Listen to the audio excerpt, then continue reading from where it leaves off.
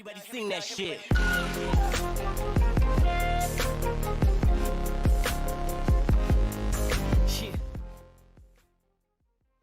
반갑습니다. 책방에서 영화 보기. 오늘은 그 토드 필립스 감독이 연출하고 호아킨 피닉스가 주연했던 조커 이야기를 좀 해보려고 합니다. You just ask the same questions every week. How's your job?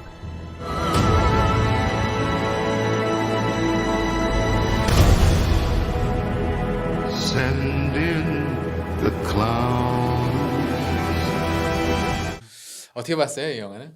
저는 아주 재밌게 봤습니다. 그 별점 주는 앱이 있거든요. 영화 별점 주는. 제가 준 최고의 점수가 4.5점이에요. 물론 4.5점들 받은 영화들 사이에도 차이가 있긴 하겠지만 네, 조커도 과감하게 4.5점을 줬습니다. 네. 어떤 포인트가? 뭐 장점을 나열하면 끝이 없을 것 같아요. 일단 그 영화의 그 시각적인 면들, 맞아요. 영화가 확실히 그렇죠. 예, 보여주는 그 분위기, 그리고 그것과 정말 잘 어울리는 그 음악, 그리고 호아킨 피닉스의 미친 연기, 또 그 모든 것들을 끌어가는 동력이 되는 스토리 다 너무 만족스럽게 정말 명작을 보고 나온 느낌이었습니다. 요게 이제 상 받을 만한 영화는 이렇게 만들겠구나 싶은 생각이 딱 들었어요. 저도 영화 보고 나오면서. 영화의 주제와 관련해서 저는 좀 이 희망을 우리가 어디까지 이렇게 붙잡아야 되는가라는 생각을 좀 해봤습니다. 거짓된 희망이라는 주제가 딱 떠올랐거든요. 왜냐하면 이제 주인공이 조커가 되기 전에 이제 여러 가지 일들이 있었는데 여러 가지 일들이 이제 뭐 영향을 줬겠죠. 근데 결정적으로 어떤 일이 영향을 줬냐면 그 어머니가 과대망상증을 앓고 있는데 그 자기의 아들이 사실은 그 전에 자기가 일했던 그 집의 그 주인 남자와 관계를 해서 낳은 아들이다라는 생각을 갖고 있었던 거죠. 근데 이걸 주인공이 그걸 알게 되고 그게 정말인 줄 알고 실제로 찾아가기도 하고 내가 당신의 아들이요 하면서 나가기도 하고 근데 알고 보니까 그게 거짓이었다는 거죠. 그러니까 이거면 정말 자신의 일생이 지금 완전 이렇게 비루하고 온갖 사방팔방에서 무시당하고 아무것도 잘하는 거 없어질 것처럼 보이지만 사실 이것 하나 진짜기를 바라는 마음이 있었는데 그 간절히 바랐던 그 소망이 딱 거짓으로 밝혀지는 순간 그냥 거기서 이제 팍 터져버린 거죠. 멘탈이 붕괴돼 버린 거죠. 그 거짓 소망이 계속 조커한테 주어지잖아요. 처음에는 이렇게 하다 보면은 좀 어머니랑 조금 더 재미있게 살 수 있게 되겠지. 아니면 저 건너편에 있는 저 여자랑 예쁜 사랑을 할 수 있겠지. 아니면 또 일 하다 보면은 더 좋은 무대에서 내가 코미디 배우로 성공할 수 있겠지. 저 TV에 나오는 모든 사람한테 사랑받는 저 스타한테 인정받을 수 있겠지. 뭐 이런 조금은 허황된 사실 한편으로는 너무너무 현실적인 그런 소망 없이 사는 사람은 어디 있겠어요. 근데 그 모든 소망에 대해서 거절당하는 거죠. 그러다가 마지막에 자기 정체성에 대한 부분 나는 사실 저기서 온 사람일 거야. 사실 조커가 막 유산을 물려주세요 한 건 아니었잖아요. 맞아요. 그냥 인정해달라고. 그러니까 그냥 따뜻한 포옹을 한번 바랬을 수도 있고 그 브루스 웨인 그 배트맨 어린 시절을 봤을 때 약간 형처럼 이렇게 형의 동생을 바라보듯이 따뜻한 눈빛으로 보는 걸 보면은 이 사람이 원하는 건 돈이 아니구나라는 걸 알 수 있거든요. 그런데 그 모든 것에서 거절을 당하면서 조커는 정말 그 마지막 동아줄이 끊어지는 그렇죠. 나는 이렇게 살 필요 없구나. 엄마도 고모고 엄마고 아빠고 뭐 다 필요 없구나. 이 세상 가짜구나. 뭐 이런 극단적인 모습까지 나아가는 것 같아요. 연기 참 잘했어요. 그 부분에서 예. 그 장면에서. 근데 어떻게 보면 이제 긍정의 힘류의 거짓된 믿음이 아니었나, 거짓된 소망에 관한 거짓된 잘못된 믿음이 아니었나라는 생각도 들면서 그 영화의 배경이 되는 고담과 같은 그 절망적인 상황에서는 오히려 이 희망이 더 큰 절망을 불러올 수도 있구나라는 생각을 해봤어요.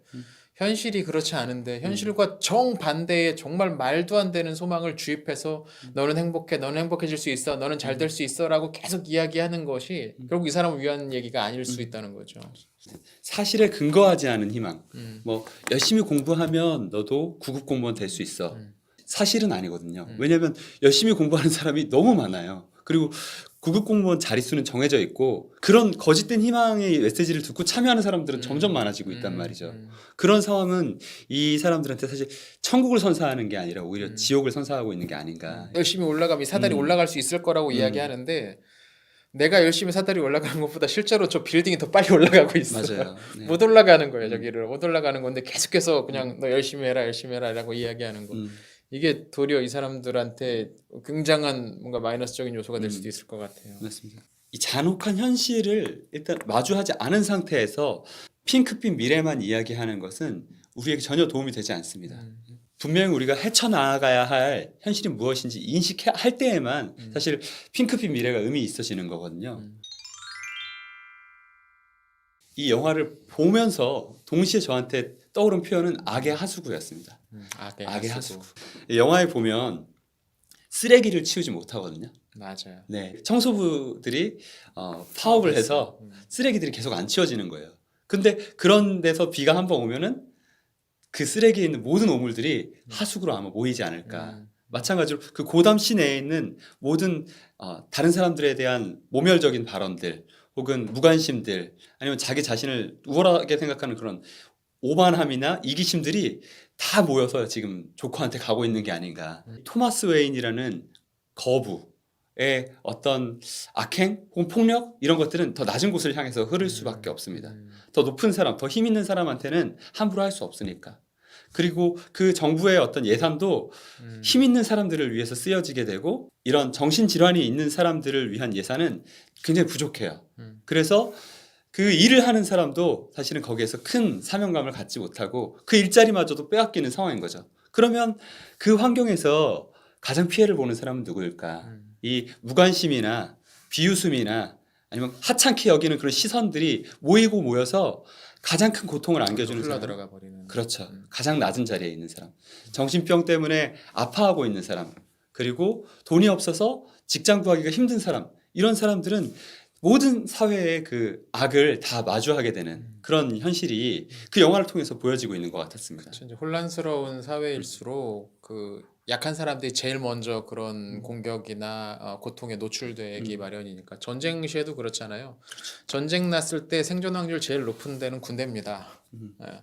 오히려 민간인들이 훨씬 더 큰 위협에 처해지고 특별히 민간인 가운데서도 여성이라든지 노인, 아이들처럼 자기 방어 수단을 스스로 갖지 못한 사람들이 특히나 1번으로 이제 피해를 받곤 하는데 악의 하수구라는 이야기가 상당히 인상적이네요.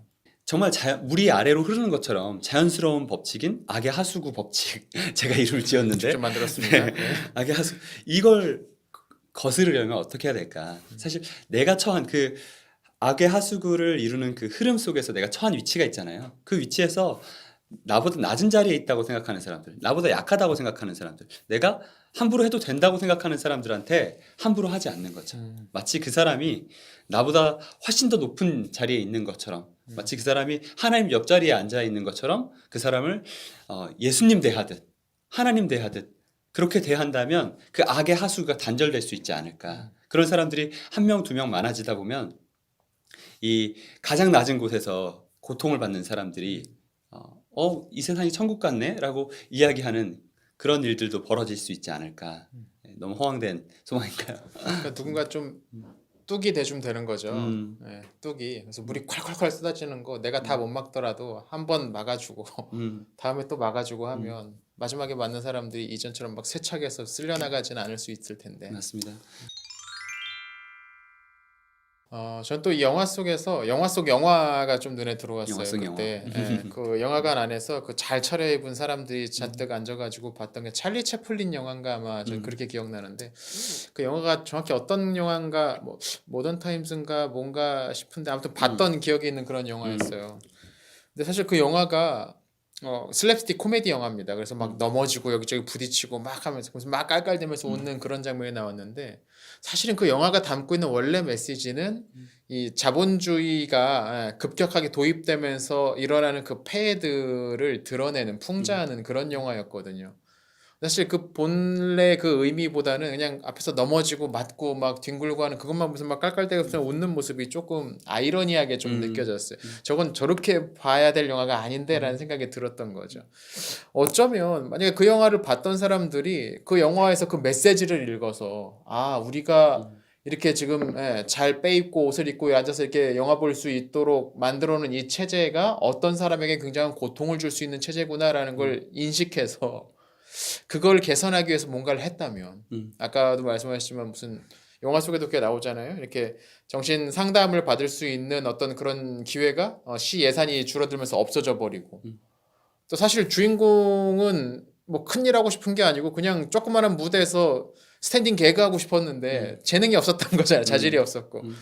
만약에 그런 마음이 있어가지고 내가 무슨 어디 코미디 스쿨이나 뭐 이런 데 가서 이렇게 배울 수 있는 그런 기회가 좀 주어졌다면 바우처 같은 걸 줘서 될 수 있었다면 그런 것들이 일찍부터 좀 아까 얘기한 뚝처럼 기능을 했다면 조커까지 만들어지진 않았을 텐데 라는 생각이 들더라고요. 맞아.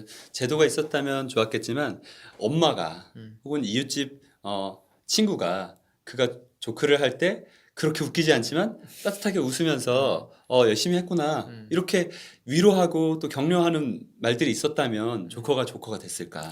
근데 그 좀 많이 재미없긴 했어요.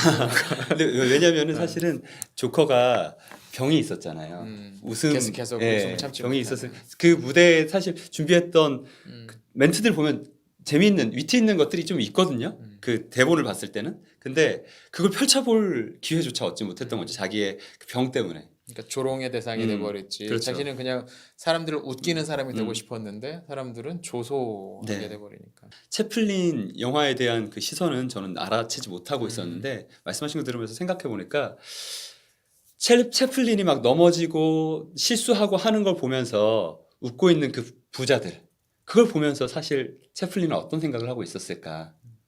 오히려 채플린이 그들을 비웃거나 에이, 똑똑하다고 생각하는 양반들, 돈 많다고 생각하는 양반들, 당신들이 하고 있는 그 일이 이 세상을 더 힘들게 만들고 있어 라고 생각하면서 비웃지 않았을까. 혹은 그 아픔에 대해서 전혀 알아채지 못하는 그 노동자들이 기계처럼 취급당하는 그 현실에 대해서 전혀 슬픔을 느끼지 못하는 그들을 보면서 눈물을 흘리고 있진 않았을까. 사회에서 장애인 이슈가 있을 때마다 등장하는 말이 장애인에 대한 배려가 그 사회의 수준을 결정한다라는 말이 있거든요. 그 부자든 뭐 가난한 사람이든 뭐 장애인이든 비장애인이든 자기보다 낮은 자리에 있다고 생각하는 사람들, 자기 힘으로 자기를 지킬 수 없는 사람들에게 어떤 배려를 또 어떤 도움을 주고 있는가가 그 사회의 수준을 결정한다고 하는 그 말이 정말 다시 한번 생각해보게 하는 그런 영화였던 것 같습니다. 맞아요. 그 사회적 약자라고 불리는 사람들이 살기 좋은 세상은 사회적 강자들한테도 좋아야 살기 좋은 거예요. 맞아요. 영화 외적으로는 이 영화가 영화를 관람하는 사람들의 모방 범죄를 일으키게 하지 않을까라는 우려가 있었던 것 같습니다. 저도 영화관 갔을 때 앞에 섰던 다른 관객들이 영화 보기 전에 그런 얘기하는 거 들었어요. 미국에서 뭐 이런 영화 뭐 경계가 있다고. 그 이 영화의 그 전작이라고 할 수 있는 같은 시리즈물이라고 할 수 있는 다크나이트 영화를 상영할 때 이제 미국에서 조커 모방 범죄가 일어났기 때문에 조커를 사용한다고 하니까 미 군까지 나서서 경계 태세를 갖췄다는 이야기를 들은 적이 있었습니다. 미국은 좀 위험해요. 총기 총기 때문에. 어떻게 생각하세요? 혹시 이 영화가 정말 나쁜 영화라고 범죄를 일으키게 만들 수 있는 그런 영화라고 생각하시나요? 사실 영화 자체 메시지가 왜 조커가 어떻게 태어났는가에 관한 설명하는 내용이거든요. 이거를 뭐 정당화하는 느낌은 저는 안 들었어요. 감독이 이걸 어쩔 수밖에 없었고 뭐 이렇게 될 수밖에 없었어. 그러니까 이건 괜찮은 거야라고 말하고 있는 느낌은 안 들었어요. 왜냐하면 조커가 저지르고 있는 그 악행들, 뭐 살인이나 그런 것들 전혀 아름답게 그려지지 않거든요. 그건 굉장히 충격적인 사건이고 주변 사람들을 놀라게 만들고 공포스럽게 만들어요. 이미 충분히 그 사건을 그리는 그 프레임 안에 부정적인 프레임이 있어요.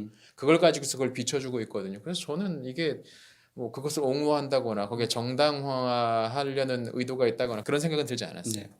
저는 이 영화가 좋은 영화인가 나쁜 영화인가, 특히 어떤 분들은 기독교인들은 이런 영화 보면 안 된다 뭐 이런 이야기를 하시는데 저는 이 영화가 오히려 좋은 영화라고 많은 기독교인들이 보고 좀 이야기를 나눴으면 좋겠다라고 생각하는 쪽입니다. 설교 메시지도 마찬가지인데 분명히 우리에게는 정답 되시는 예수 그리스도가 있지만 예수 그리스도를 붙잡고 살아가는 삶 속에서는 끊임없이 질문을 마주하게 되거든요. 우리가 미리 자신에게 물어보면 좋을 만한 것들 아니면 지금 물어봐야 할 만한 그런 질문들 그 질문을 품고 돌아가게 하는 설교가 영향력 있는 설교, 우리의 삶을 변화시킬 수 있는 설교가 아닐까라는 생각을 하거든요. 그런 측면에서 이 영화는 과연 선과 악의 명확한 경계는 어디인가? 살인자는 다 나쁜가? 조커의 잘못은 조커 혼자 때문에 조커만의 잘못인가? 그런 다양한 질문들을 던지고 있다고 생각합니다. 그렇기 때문에 우리는 그러면 범죄자를 어떻게 바라볼까? 범죄자들을 계속 만들어내는 이 사회를 어떻게 바라봐야 할까를 생각해 볼 수 있게 되는 거죠. 그러니까 질문을 던져준 영화라는 거죠. 그렇죠. 네. 학창 시절에 들었던 이야기 신권 교수님이 말씀하셨던 것 같은데 어디 강의를 갔다 이런 얘기를 하셨대요. 학생은 사과가 앞에 있는데 이게 이만큼 벌레 먹어 있다. 이거 어떻게 할 거냐? 버릴 거냐? 뭐 조금 벌레 먹은 게 있으면 통째로 버려야 된다고 말하는 사람들도 있을 건데 학생이 그랬대요. 아 자신은 그 부분만 도려내고서 먹으면 된다고 생각합니다라고 그 학생이 대답을 했대요. 그랬더니 교수님이 그랬다는 거지. 저는 그 부분을 씹어 먹어도 튼튼해질 위장을 갖는 쪽을 선택하겠다라고 말씀을 하시더라고요. 물론 완벽하게 100% 좋은 영화 뭐 그런 게 세상에 있을까 모르겠어요. 천루역정 좋을까? 그런 것도 있을지 모르겠어요. 근데 그것들을 충분히 우리가 소화할 수 있는 능력을 기른다면 맞습니다. 얼마든 우리가 보지 말아야 될 영화, 보지 못할 영화는 없을 것 같아요. 물론 볼 가치가 없는 영화들은 있긴 해요. 네. 예. 시간이 아까워서. 그런 영화들은 네. 있긴 하지만 그게 우리가 나쁜 영화네.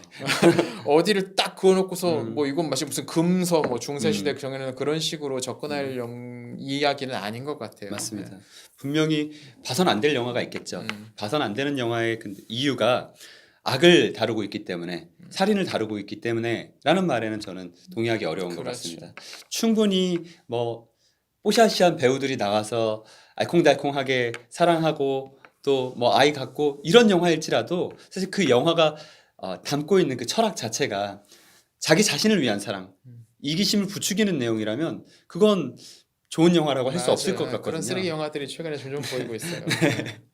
그런데 누군가가 나서서 이건 좋은 영화고 저건 나쁜 영화고 이거는 키스 씬이 나오니까 그리스도인들은 보면 안 되고 이렇게 선을 긋는 행위는 어쩌면 그리스도인들의 지성 발달 혹은 사회에 대한 영향력 이런 것들을 오히려 약하게 만들 수 있지 자기들은 않을까. 어른이고 얘네들은 다 애기라는 생각, 어린아이라는 생각이 머릿속에 있는 피철철 흐르는 패션 오브 크라이스트는 절대 보면 안 되는 영화지 그러면 얘기하니까 물론 이제 이런 폭력성이 좀 강한 영화에 자주 노출될 경우에 모방할 수 있다는 것까지는 인정을 합니다. 그러니까 우리가 그냥 이 영화가 뭐 가이드나 코멘트를 달아주진 않으니까 그러니까 중요한 건 영화를 같이 보고 같이 이야기할 수 있는 그런 자리가 있어야 된다는 거죠. 네, 그렇죠. 그 책을 보고 나서도 그 책을 자기 식대로 자기 마음대로 판단하고 그래서 계속 편견만 강화할 게 아니라 다른 사람들과 정중하게 또 즐겁게 이렇게 이야기를 나누면서 다른 사람들이 보지 못했던 장면들을 맞아요. 내가 본 것에 대해서 기쁨도 느끼고 훨씬 풍성하게. 그렇죠. 내가 보지 못했던 장면들에서 또 다른 의미를 찾아내기도 하고 이런 것들이 사실 우리가 인생을 살아가면서 누릴 수 있는 가장 큰 즐거움 중에 하나가 아닌가. 오늘은 이렇게 영화 조커에 대해서 보고 나서 이런저런 이야기를 좀 해봤습니다. 뭐 또 다른 생각이나 뭐 의견 있으시면 댓글로 달아주시거나 뭐 이메일로 너네 왜 그렇게 얘기했어라고 네. 보내주시면 우리가 얘기 좀 해주세요. 저희가 잘 듣고 또 다음 영상을 촬영하는데 반영하도록 하겠습니다.